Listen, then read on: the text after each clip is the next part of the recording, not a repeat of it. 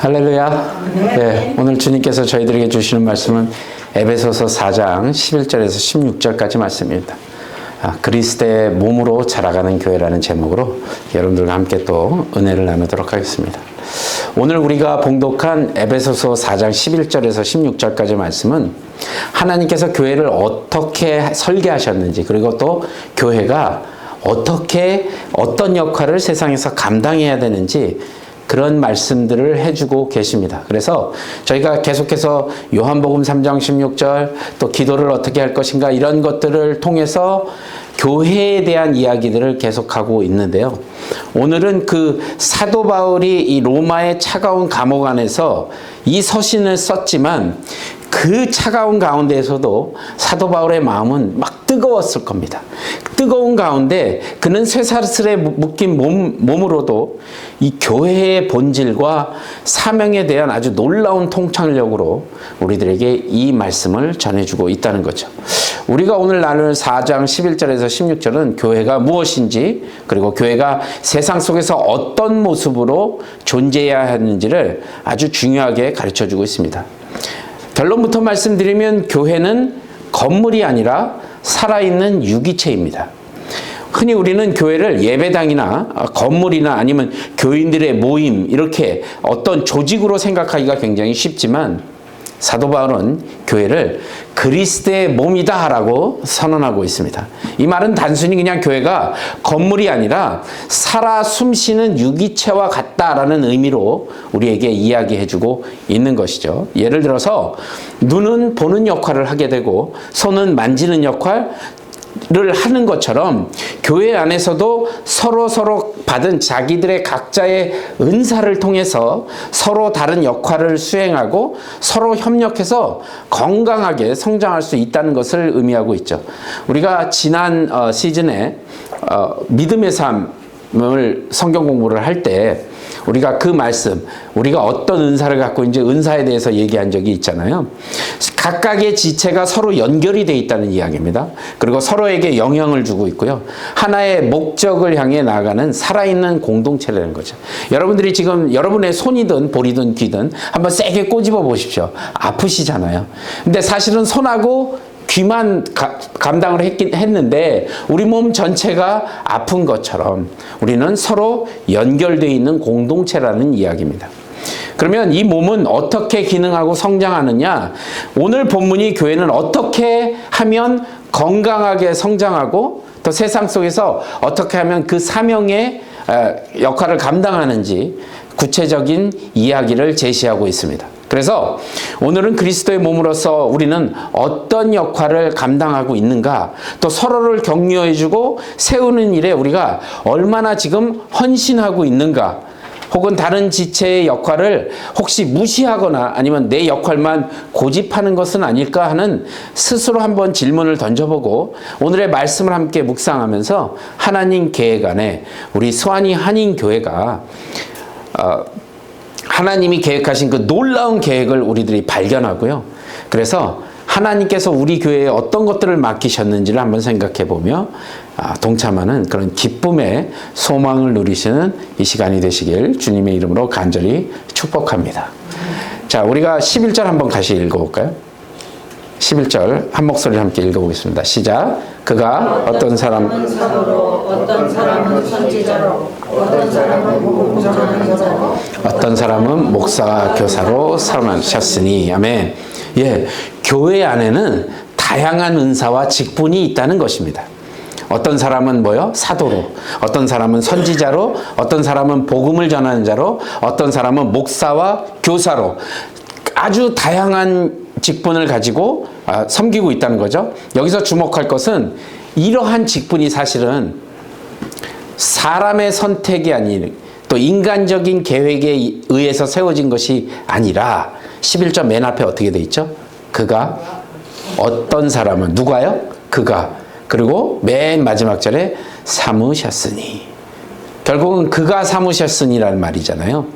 우리가 세운 것이 아니라 이 표현은 그리스도께서 교회의 머리로 각 지체에게 특별한 역할을 부여하셨다는 것을 강조하고 있는 겁니다.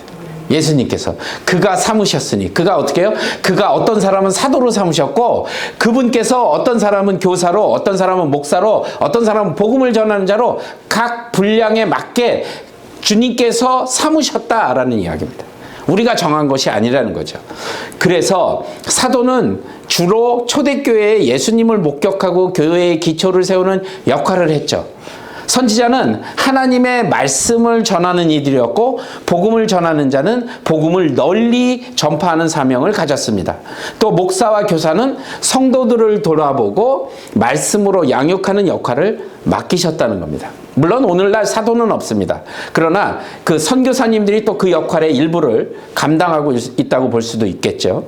선지자는 하나님의 말씀을 깊이 묵상하고 시대의 흐름을 분별해서 하나님의 뜻을 전하는 설교자나 어떤 묵상가라고 말할 수 있겠죠. 또 복음을 전하는 자는 해외 선교사뿐만이 아니라 직장이나 가정이나 여러분이 계신 그곳에서 복음을 전하는 모든 성도들을 일컫고 있다는 겁니다. 그리고 목사와 교사는 뭐 주일학교의 교사도 될 수 있고, 구역장, 목자, 이런 분들, 뭐 다른 교단에는 셀이라고 그러는데 뭐 셀 리더, 이런 다양한 형태로 존재하게 된다는 거죠. 근데 중요한 점은 여기서 이 교회 안에서 다양한 역할이 있는데 어느 것 하나도 다른 것보다 더 중요하거나 덜 중요하지 않다는 말씀을 하고 계신 겁니다. 교회는 다양성 속의 통일체입니다. 그러니까 마치 인체의 각 기관이 서로 다른 기능을 하고 있지만 모두 생명의 필수적인 것처럼 교회 안의 다양한 직분과 은사는 모든 교회의 건강한 기능에 필수적이라는 이야기를 하고 계신 겁니다. 만약 눈이 나는 손보다 더 중요하다고 생각하고 보기를 거부한다면, 안 본다면 우리는 제대로 길을 걸을 수 없겠죠. 마찬가지로 손이 나는 발보다 중요해라고 얘기하고 움직이기를 거부한다면 우리는 어떻게 해요? 원하는 곳에 갈 수 없을 겁니다. 여러분은 혹시 교회 안에서 어떤 은사를 가지고 계시다고 생각합니까? 봉사의 은사도 있고요. 섬김, 가르침의 은사, 권면의 은사, 구제의 은사, 긍휼의 은사, 다양한 은사들이 있습니다. 교회 안에는. 여러분은 어떤 은사를 가지고 다른 분들을 지금 섬기고 계시냐는 겁니다. 나는 은사가 없는 것 같아 라고 생각하시는 분 혹시 없으십니까? 하나님께서는 모든 사람에게, 한 사람도 빠짐없이 모든 사람들에게 특별한 은사를 주셨다는 겁니다. 아직 혹시나 여러분들이 그 은사를 발견하지 못했다면 하나님께 간구하십시오. 교회의 필요를 여러분들이 한번 살펴보시고 내가 무엇을 할 수 있는지 작은 일부터 한번 살펴보시고 시작해 보시기 바랍니다. 그것이 바로 은사입니다. 다른 사람들은 못 보고 지나치는 것들을 내가 봤다면 그게 나에게 주어진 은사입니다. 어떤 분은 지나가는데 쓰레기가 바닥에 떨어져 있는데 그냥 무심코 지나가시는 분들 가운데 어떤 분은 그게 눈에 띄고 그게 굉장히 마음에 부담으로 되면 그 쓰레기를 치우고 청소하고 하는 것들이 본인의 은사일 수 있다는 것이죠. 누구에게나 하나님께서는 동일하게 우리에게 은사라는 것을 주셨습니다. 그 은사는 여러분을 위한 것이 아니라 교회를 세우고 세상을 변화시키는 도구로 사용될 것이라는 겁니다. 그래서 은사 발견이 굉장히 중요하고 그 은사를 통해 교회를 섬기는 자들이 되셔야 한다는 거 꼭 잊지 마시기 바랍니다. 그래서 교회 안에는 다양한 은사와 직분이 있다는 것을 말씀하고 계시죠. 자, 그러면 12절하고 13절은 뭐라고 얘기하는지 한번 볼까요? 우리 함께 12절, 13절 본문은 제가 12절을 읽고 여러분들이 13절 함께 읽어주시면 되겠습니다. 이는 성도를 온전하게 하여 봉사의 일을 하게 하며 그리스도의 몸을 세우려 하심이라. 우리가 다 하나님의 아들을 믿는 자가 아는 일에 나가되어 온전한 사람을 이루어 그리스도의 감사한 분량이 충만할 때까지 이르리니. 아멘. 이 구절에서 바울이 다양한 직분들의 목적, 직분을 갖고 있는 그 목적을 분명하게 지금 밝히고 있죠. 그 목적이 뭐라고 돼 있죠? 성도를 온전하게 해서 봉사의 일을 하게 하며, 그리고 마지막에 어떻게 해요? 그리스도의 몸을 세우려 하심이라. 직분의 목적은요, 성도의 온전함과 그리스도의 몸을 세우는 것을 목적으로 하고 있다는 겁니다. 여기서 온전케 하다라는 그 헬라어 단어는 카타트리스모스라는 단어를 썼습니다. 이건 완전히 갖추어 준비시키다, 수리하다라는 의미를 가집니다. 마치 의사가 부러진 뼈를 제자리에 맞추거나 어부가 찢어진 그물들을 수선하는 그런 의미를 가지고 있는데, 여기서 쓰인 단어는 단순히 수리하는 것 그 이상의 의미를 갖는 거죠. 마치 운동선수가 끊임없는 훈련을 통해서 자신의 기량을 향상시키고, 또 성도들을 훈련하고 양육해서 그리스도의 닮은 모습으로 세워져가는 전인적인 그 과정을 의미하는 단어로 쓰였습니다.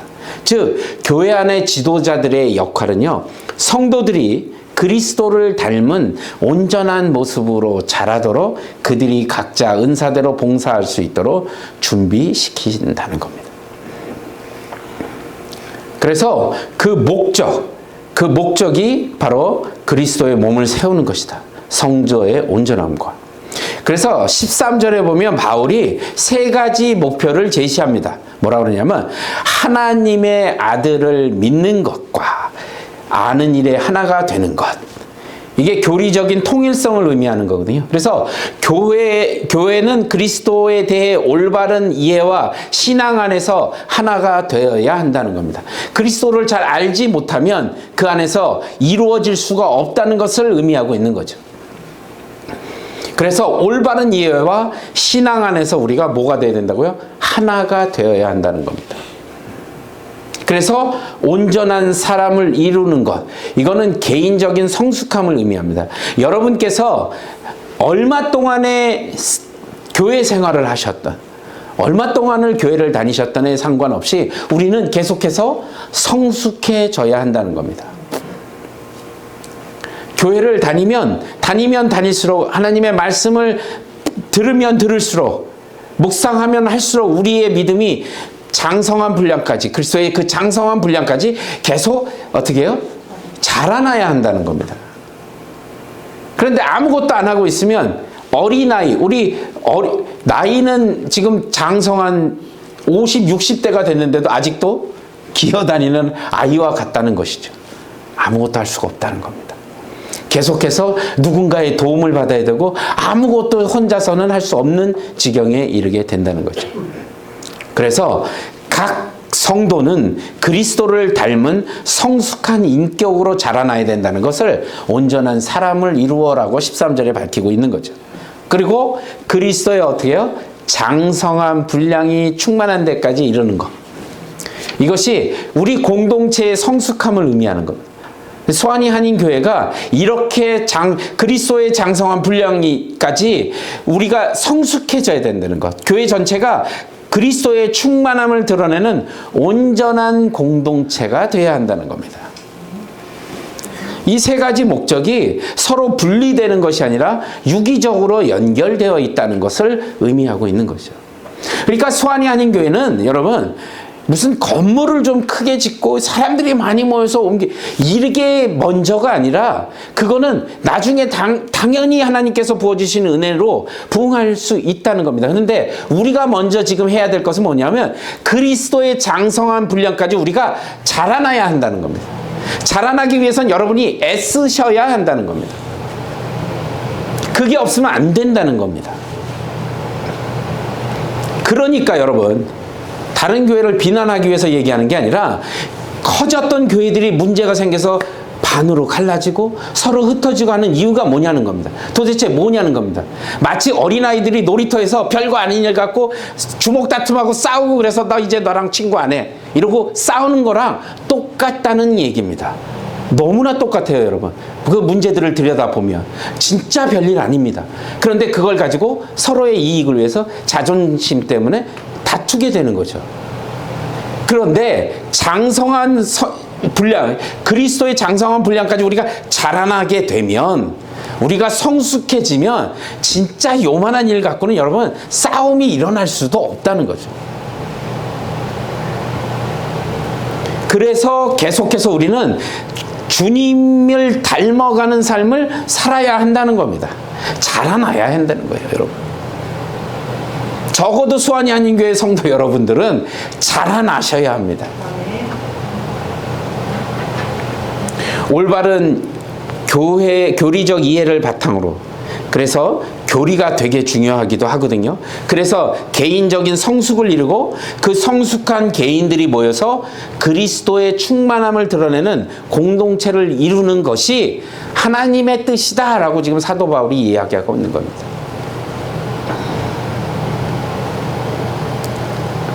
여러 목사님들을 만나 뵈면 설교에도 굉장히 많은 시간을 투자하고 계시지만 성도들을 만나 신방과 상담에도 굉장히 열심히 하십니다. 그분들은 말씀을 통해서 성도들을 방금 얘기했던 단어 카타르티스모스를 하고 있는 겁니다. 그러니까 개인적인 어려움을 겪는 성도들을 다가가 위로하고 격려하고, 이러한 섬김들을 통해서 성도들은 더욱더 온전한 믿음으로 성장하고 교회는 더욱 든든하게 세워져 간다는 것이죠. 근데 이게 목회자의 몫이냔 말입니다. 우리가 그리스도가 머리 대신 하나의 공동체인데 누군가 아파하고 힘들어한다면 목회자는 물론이거니와 각 지체인 우리가 함께 위로하고 격려해줘야 한다는 것이죠. 나 몰라라 하면 안 된다는 겁니다. 그러면 우리가 하나가 될 것이고 그 하나됨으로 인해 주님께서는 기뻐하실 것이라는 겁니다. 그러면 우리 교회가 그리스도의 충만함을 드러내는 공동체가 되기 위해서 어떤 노력을 기울여야 하냐는 겁니다. 올바른 교리적인 이해가 부족하면요, 이단으로 빠져버립니다. 그죠? 이단에 빠질 위험성이 아주 높습니다. 또 개인적인 성숙이 부족하면 공동체 안에서 갈등을 일으키는 사람이 될 수 있습니다. 누가요? 여러분 자신이요. 그리고 공동체 전체가 성숙이 부족하면 세상에 나아가서 소금과 빛과 소금의 역할이 안 된다는 겁니다. 부족하다는 거예요. 감당할 수 없다는 얘기를 지금 하고 있는 거예요. 그래서 여러분, 정말로 간곡히 부탁드립니다. 주님께서 우리들에게 이 직분을 주신 목적이 무엇일까? 바로 성도의 그 온전함과 그리스도의 몸을 세우기 위해서 우리에게 직분을 주셨다는 걸 꼭 기억하고 나가는 저와 여러분이 되시길 바랍니다. 자, 그럼 14절 한번 볼까요? 우리 함께 14절 읽어보도록 하겠습니다. 시작. 이는 우리가 이제부터 우리나라를 그지 아니하여 사람의 속임수와 간사한 유혹에 빠져 온갖 교훈에 풍저에 밀려 불응하지 않게 하려 합니다. 아멘. 바울이 영적으로 성숙한 교회의 특징을 설명하죠. 뭐냐면 견고함과 진리입니다. 그러니까 이것은 마치 어린아이가 아니라 성인처럼 견고하게 서요. 여러분 한번 이렇게 생각해 보죠. 여러분이 지금 믿음이 성장하지 못해서 계속 아이처럼 살고 있다면, 여러분이 있는 그곳에 제가 다가가서 사탕 하나 줄 테니까 아저씨 따라올래? 그러면 아이들은 그게 생각하는 기준이 없기 때문에 따라가죠. 근데 누군가 지금 여러분에게 와서 사탕을 주면서 저를 따라오시겠습니까? 그러면 따라갈 사람이 누가 있냔 말입니다. 아무도 없죠. 아무도 없을 겁니다. 따라가면 이상한 사람이죠. 그만큼 우리가 성숙해져야 된다는 의미를 이야기하고 있는 겁니다. 그래서 성숙한 교회는 뭐라고 됐냐면 사람의 속임수와 간사한 유혹에 흔들리지 않는다. 흔들리지 말라는 얘기입니다. 결국은 흔들리지 마십시오. 그런데 우리가 영적으로 성장하지 못한 사람이라면 그 흔들림에 그냥 획가닥 하고 넘어가 버린다는 겁니다. 여러분 요즘이요, 오늘이 아니라 요즘에 제가 그 설교 자료들을 보기 위해서 인터넷에서 아니면 이런 것들을 쭉 취합하다 보면 수많은 거짓 가르침과 세속적인 사상 앞에 우리가 굉장히 영향을 많이 받고 있다는 생각이 정말 많이 듭니다. 목사인 저에게도 헷갈리는 말씀들을 주는데 성도인 여러분들은 어떡하겠냐? 더 하지 않냐는 겁니다. 요즘은 포스트 모더니즘 시대, 상대주의, 아니면 물질주의, 아니면 개인주의 등 이 다양한 사상들이 교회를 마구마구 흔들고 있다는 겁니다. 이런 시대의 교회는요, 성경의 진리 위에 굳게 서서 세대의 풍습에, 풍조에 휩쓸리지 않는 견고한 공동체가 되어야 한다는 겁니다. 그러면 교회가 흔들리질 않아요. 절대로요. 주님 말씀 위에 견고하게 뿌리를 내리면 절대로요. 여러분, 태풍이 불 때 잘 생각해 보십시오. 태풍이 불 때 항상 푸르르고 항상 물이 풍부하고 이런 쪽에서 자란 나무들은요, 금방 넘어집니다. 왜냐하면 평소에 뿌리를 깊게 안 내려도 충분히 먹고 살 수 있기 때문에 이 나무는 대충 빨아들여요. 그래서 깊이까지 안 내려갑니다. 그러니까 바람이 휙 불면 그냥 뿌리채 넘어가는 거죠. 그런데 여러분, 굉장히 험악한 곳에서 자란 나무들은요, 이 뿌리가 물을 찾기 위해서 저 밑에 있는 곳까지 힘들여 애써서 쭉 내려가서 물을 찾다 보니까 어떻게 해요? 뿌리가 굉장히 깊습니다. 그러니까 웬만한 풍파에도 흔들리긴 해도 뿌리채 뽑히는 일이 거의 없다는 얘기죠. 우리의 삶이 그렇다는 겁니다. 우리의 영적인 성숙함이 말씀 가운데 뿌리를 깊게 내리고 있어야 여러분의 삶 가운데 다 불어닥치는 고난 가운데에도, 아니면 세상의 유혹 가운데도, 이단의 그 말 가운데에서도 여러분이 흔들리지 않는 믿음을 가지실 수 있다는 겁니다. 그게 영적인 성숙함의 증표라는 겁니다. 견고함과 진리 가운데 나아가라. 그래서 우리는 이것을 위해서 끊임없이 말씀을 배우고요, 기도하고 서로 권면하면서 서로를 격려해야 한다라고 말씀하고 있는 겁니다. 그래서 히브리서 5장 14절은 이렇게 말씀합니다. 우리 함께 읽어보겠습니다. 시작. 단단한 음식은 장성한 자의 것이니 그들은 지각을 사용하도록 연단을 받아 선악을 분별하는 자들이니라. 아멘. 아멘. 여러분, 영적인 성숙함은요, 하나님의 말씀을 통해서 선악을 구별할 수 있는 능력을 갖추는 겁니다. 헷갈리십니까? 말씀을 대입해 보시기 바랍니다. 주님께서는 뭐라고 말씀하셨는지. 그러면 분명하게 선과 악이 구별이 된다는 겁니다. 그래서 이 분별력을 우리가 더욱더 기르기 위해서는 한 가지밖에 없죠. 말씀을 매일 묵상하는 수밖에 없습니다. 여러분, 건전한 신학 서적들을 좀 읽어보시고, 신앙 서적들, 또 신뢰할 수 있을 만한 사람들과 교제하시고, 그 멘토들과 함께 이야기들을 서로 나누시고, 다양한 관점을 가진 사람들과 이야기를 좀 해보십시오. 교회는 성도들의 성경적인 가르침을 배우고 서로 격려하고 권면하면서 세상의 문화에 대한 비판적인 시각을 갖도록 돕는 그런 역할을 해야 한다는 것입니다. 제가 세미나에 가면요, 여러분들이 계시죠. 목회를 30년, 40년 하신 분도 계시고요. 이제 목회를 저처럼 방금 시작하신 분들, 여러분들이 계십니다. 그분들과 대화를 하다 보면 정말 많은 것들을 제가 배우게 되고, 많은 것들을 위로받게 되고, 많은 것들에 대해서 힘을 얻게 되는 건데, 그 목사님들의 공통적인 그 결론이 있다면 결국은 말씀 안에 산다, 기도 안에 사십시오라고 결론을 내리시더란 말입니다. 여러분에게도 똑같은 말씀을 제가 드리고 싶습니다. 말씀 안에, 기도 안에 사십시오. 우리가 세상의 잘못된 가치관에 대해서는 단호하게 맞서서 싸우지만 동시에 세상을 향한 여러분 긍휼과 사랑의 마음을 잃지 않도록 여러분 노력해야 합니다. 제가 갔던 그 샌프란시스코가 여러분들 아시다시피 LGBTA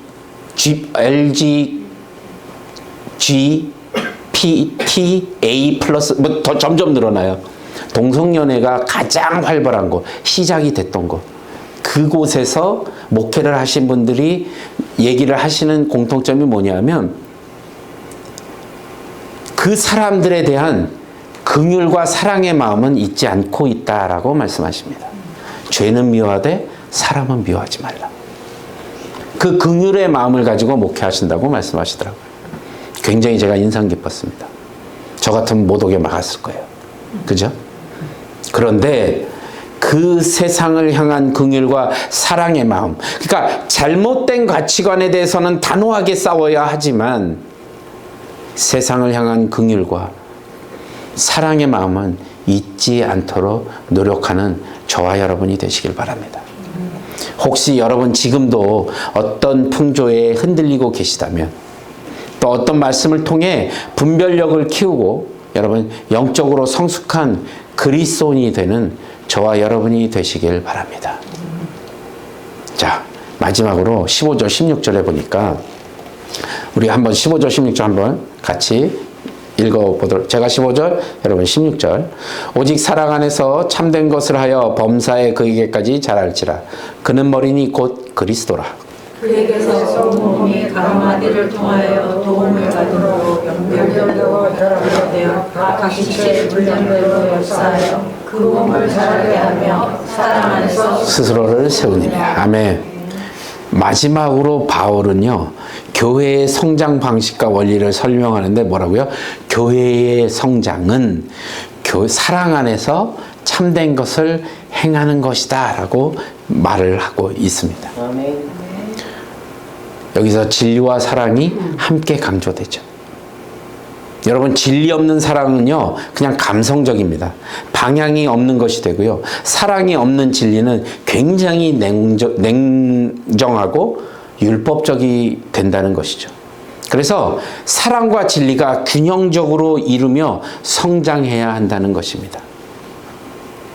사랑 안에서 참된 것을 행하는 것, 그것이 교회의 성장의 밑거름이 돼야 한다는 것이죠. 예전에 제가 다른 주에 있을 때 교회에 이분은 그 말씀에 대한 게 아주 탁월합니다. 평신도 중에 제가 뵀던 분 중에 아주 탁월합니다.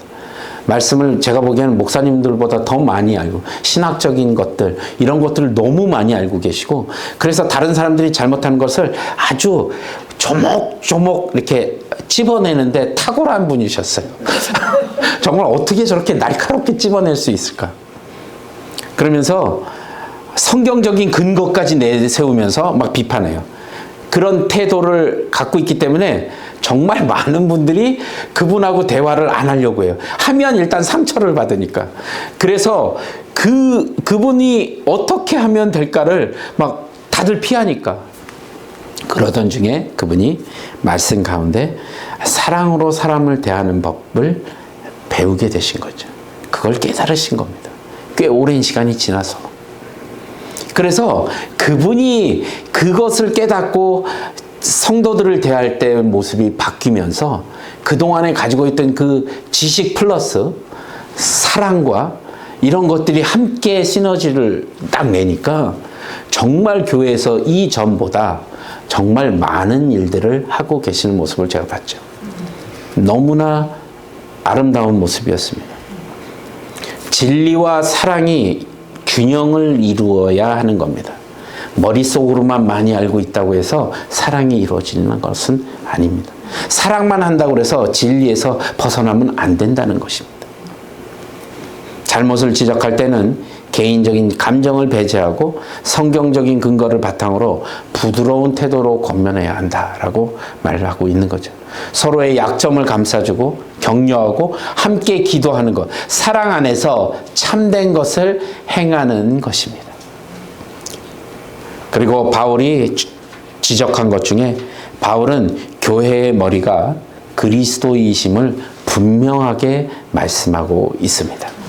우리는 그리스도를 향해 그리스도를 닮아가는 방향으로 성장해야 한다는 것이죠. 교회의 모든 활동과 모든 사역의 목표는 그리스도를 더욱 닮아가야 된다는 거에 목표를 두고 사역을 해야 된다는 겁니다. 그래서 16절은 교회의 유기적인 본질을 아름답게 묘사했는데 교회는 각 마디를 통하여 도움을 받음으로 서로 연결되고 결합된다라고 이야기한 겁니다. 이것은 교회의 모든 지체, 지금 여러분들이 서로 연결되어 있다. 또 서로에게 영향을 미치고 있다라고 이야기한 겁니다. 어떤 한 지체의 아픔은 전체의 아픔이 되는 거고요. 한 지체의 기쁨은 전체의 기쁨이 된다는 거죠. 한동안 예전에 왜 드라마에서 한참 유행했던 대사 있잖아요. 아프냐? 나도 아프다. 왜 이런 말 있잖아요. 네, 그게 교회 안에서 이루어져야 되는 겁니다. 성도 한 분이 아프셔요? 우리 교회 전체가 같이 아파해야 됩니다. 우리 누군가가 기뻐해요? 성도 전체가 기뻐하는 그런 공동체가 되어야 한다는 겁니다. 누가 잘 되니까 아우 진짜 이러고 질투하거나 성을 내서는 안 된다는 것이죠. 그건 한 지체가 되지 않았기 때문에 그렇습니다. 그리고 각 지체는 자신이 받은 분량대로 역사한다는 거죠. 그래서 자신의 은사와 역할에 따라서 교회의 성장에 기여한다는 겁니다. 우리 모든 성도는 그래서 그리스도의 몸을 세우는 아주 중요한 역할을 하고 있다는 것을 잊지 마십시오.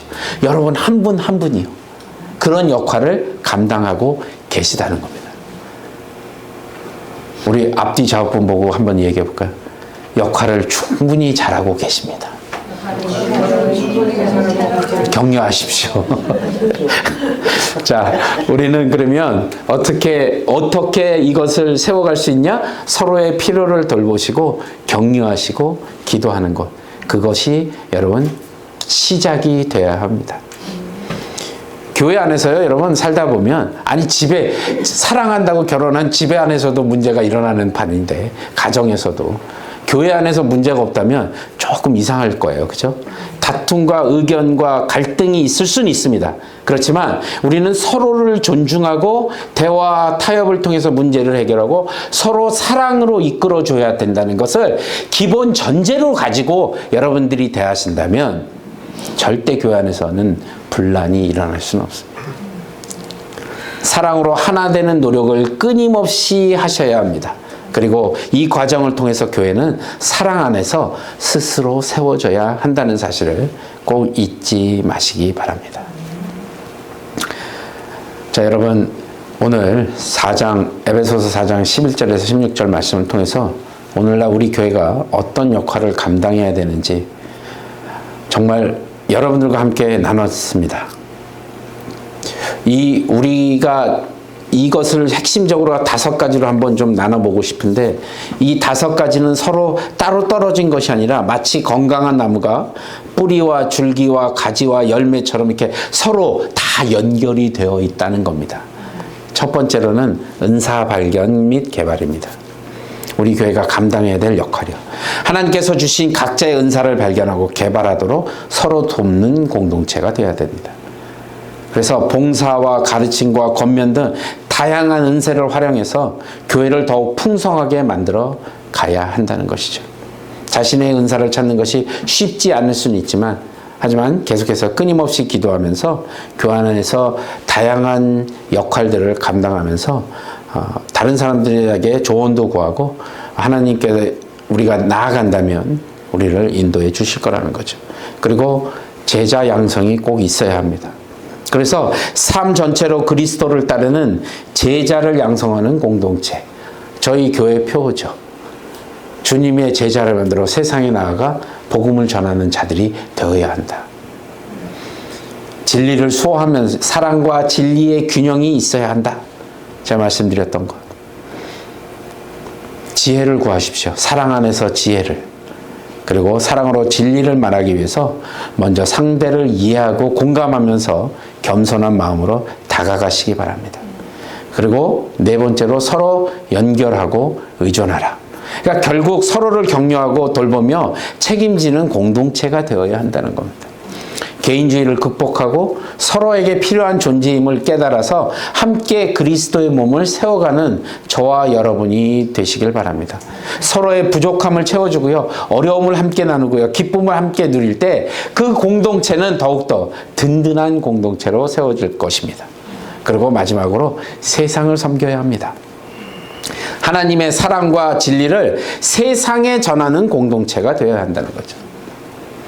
여러분, 우리도 지역사회에 동참하고요, 사회적 약자를 돌보고요, 정의를 실천하고 이런 복음을 전파하는 세상의 소금과 빛, 그냥 교회 안에서만 우리가 이러고 있는 것이 아니라 우리는 세상 밖으로 나가서 이 복음을 전해야 될 책임이 있잖아요. 그러면 세상 가운데서도 있는 그런 사회적 약자를 돌보고 지역사회에 참여하는 것들을 끊임없이 해야 한다는 겁니다. 그래서 교회로서의 그 정의를 정확하게 우리가 알고 그걸 실천해야 한다는 거죠. 그렇게 하면 세상을 변화시키는 놀라운 일들을 우리가 경험하게 될 것이다 라고 이야기합니다. 자, 여러분, 오늘 말씀을 정리하면서 교회는 건물이 아니라 살아있는 공동체입니다. 그리스도의 몸입니다. 꼭 기억하십시오. 그래서 우리 서로가 연결되어 있고, 그래서 서로 은사를 나누고 사랑 안에서 진리를 실천하면서 머리 대신 그리스도를 향해 함께 자라가십시오. 자라가는 공동체가 되어야 합니다.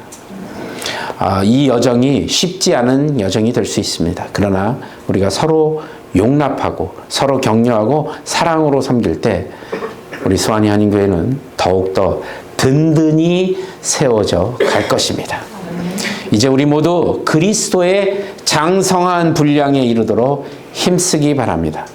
그래서 이번 주엔 특별히 여러분, 우리 스스로를 통해서 스스로 기도하시면서 내 은사도 발견하시고 또 봉사도 해보시고 성경의 말씀을 묵상하면서 적용하며 사는 한 주간이 되시길 바랍니다. 그래서 자신의 은사를 발견하고 이웃을 사랑하면서 진리 안에서 굳게 서는 그런 한 주간의 삶을 사시는 저와 여러분이 되시길 바랍니다. 그래서 우리 교회가 정말로 세상의 빛과 소금이 되어서 하나님의 영광을 드러내는 복된 공동체가 되기를 우리 주 예수 그리스도 이름으로 간절히 축원합니다. 예.